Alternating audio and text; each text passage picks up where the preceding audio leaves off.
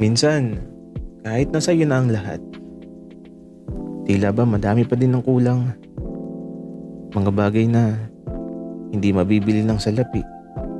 Mga bagay na tila ba walang halaga para sa iba, subalit para sa iyo ay siya ang pinakamahalaga.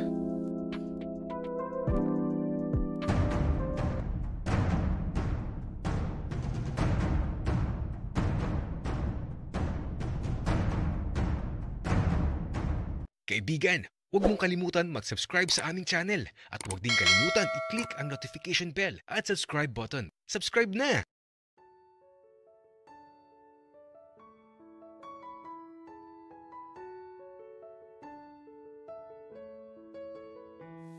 Sa bawat araw, hindi matatapos ang buong maghapon na hindi nag-aaway si Papa at si Mama. Nakasanayan ko na lang talaga. Normal na lang sa akin ang mga sigawan na parang musika na lang sa pandinig ko. Habang nag-aaway sila, ako naman, nanonood lang ng TV habang kumakain ng ice cream. Ganun lang. Nakakasanayan na kasi. Hindi ko alam kung bakit sila nag-aaway.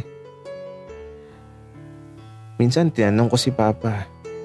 Sabi niya, away matanda daw. Kaya hinayaan ko na lang. Pero kahit ganun sila, ginagalingan ko naman sa pag-aaral. Di naman ako bobo. Pero iba yung gusto nila Mama at Papa. Gusto nila, walang mali. Parehong abogado si Mama at Papa. Kaya siguro gusto nila na maging abogado din ako. Gusto nila na perfect yung mga exams ko. Pero buti na lang talaga. At kahit lagi silang nag-aaway, nagmana naman ako ng katalinuhan sa kanila.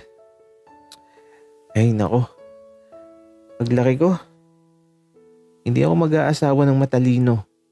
Gusto ko yung sakto lang. Yung di ako aawayin. Yung masaya lang kasama. Yung simple lang. Yung di maarte. Tapos ang pinakamahalaga, gusto ko yung sasamahan ako hanggang sa dulo. Pero may pagkakataon talaga na kahit matalino ka, mayroong mas magaling sa'yo. Nag-number 2 lang ako sa klase. Pag uwi ko, pinagalitan ako ni Papa at Mama. Galit na galit sila sa akin. At matapos nila akong pagalitan, nag-aaway na naman sila. Kaya naman ang ginawa ko, kumuha ako ng bag tapos naglagay ako ng ilang damit at short. At kumuha ako ng pera sa silid ni Mama sa drawer niya. Nakapatas lang dun sa loob ng drawer yung pera ni Mama. Lagi ko yung nakikita kapag nasa silid ako ni Mama. Isang bundle ng pera yung kinuha ko. 100K. Tapos umalis na ako.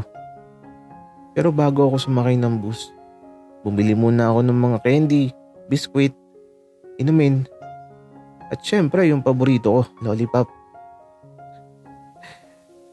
Sumakay ako ng jeep, tapos bumaba ako sa terminal ng bus.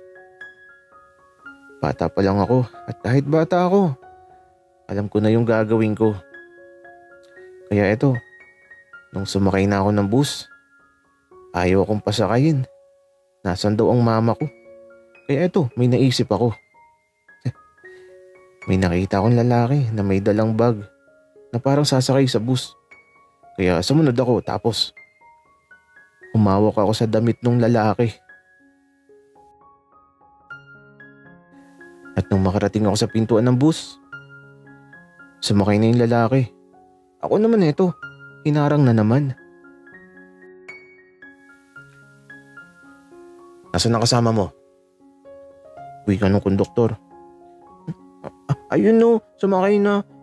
Naiwan na nga ako eh. Hinarang mo kasi ako. Wika ako. Kaya ito, binuhat ako ng konduktor para mabilis ako makasakay. Sa wakas, nakasakay na ako. At hinahanap ko kaagad si kuya na kinapitan ko sa damit kanina. At ayun siya, nasa dulo. Kaya doon din ako naupo sa tabi niya.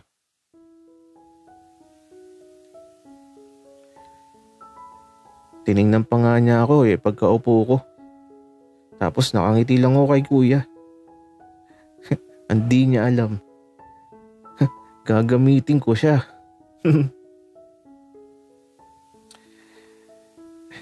Kaya nung mapuno na ang bus, umalis na din to agad. At eto na nga. Kuya. Kuya.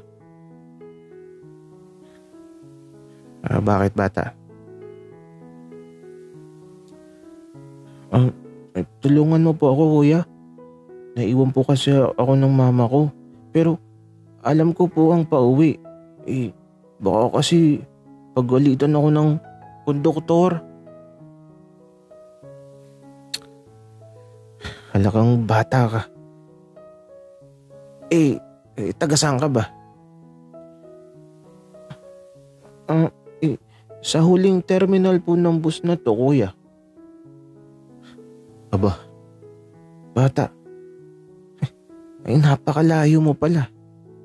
Sige, ako nang bahala sa'yo. Pero may pamasahe ka ba? Sakto lang ang pera ko eh. Opo. Kahit ilibre pa po kita, kuya. Nako bata. Wag na. Ang mahalaga makauwi ka sa inyo. Kaya ito, nawala na yung kaba ko. At si kuya, laging nakangiti sa kachat niya. Nakikibasa nga ako eh. May nabasa akong ganito. Hugasan mo na yan at pagdating ko, kakainin ko na agad. Gusto kong itanong kay kuya kung ano yung kakainin niya pag-uwi. Kaya lang nakakahiyo. Baka masabihan akong tsismoso kapag nagtanong ako.